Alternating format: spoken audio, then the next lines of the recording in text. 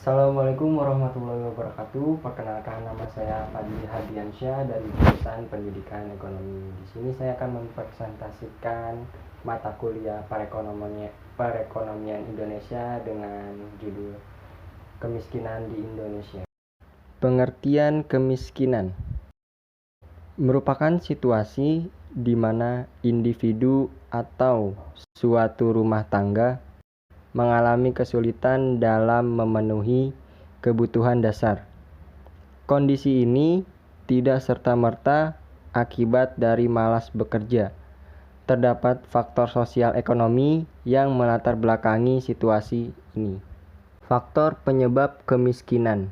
1. Laju pertumbuhan penduduk yang tinggi.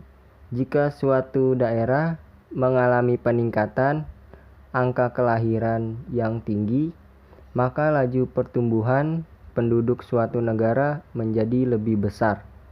2. Masyarakat pengangguran meningkat.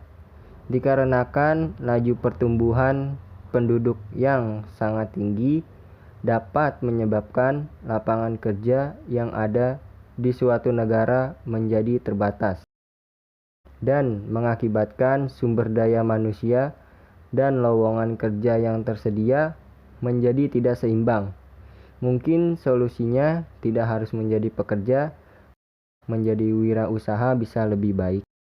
Ketiga, pendidikan yang rendah.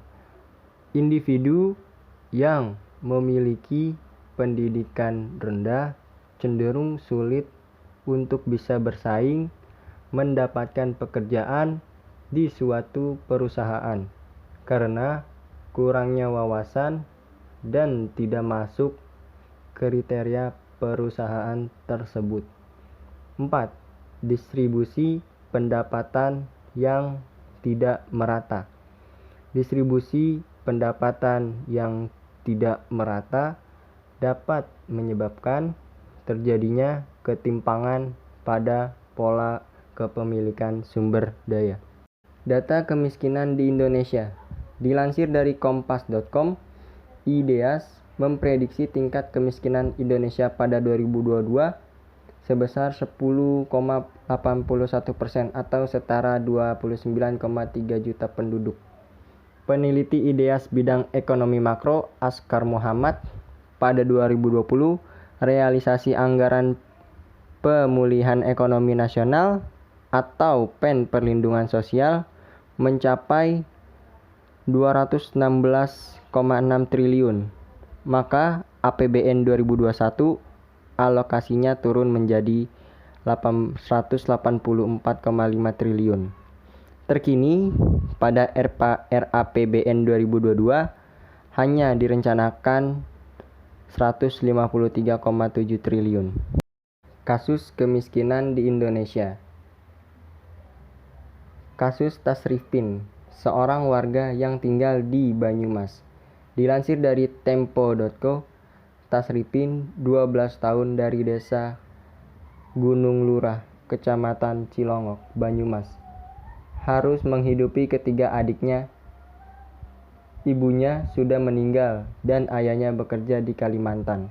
Munculnya fenomena Tasrifin merupakan bentuk keterlambatan pemerintah Banyumas dalam menangani masalah ini. Penyelesaian dari kasus Tasrifin. Pemerintah harus cepat tanggap untuk segera turun ke bawah tanpa harus menunggu laporan dari bawah. Karena ini sangat orde baru sekali. Presiden Susilo Bambang Yudhoyono ikut memantau kasus ini melalui jejaring sosial Twitter. Tasrifin dan ketiga adiknya akan tetap bisa hidup karena kesadaran kolektif masyarakat desa yang sangat tinggi. Sekian presentasi dari saya. Bila ada kekurangan materi dalam presentasi saya, mohon dimaafkan. Billahi taufiq wal hidayah. Wassalamualaikum warahmatullahi wabarakatuh.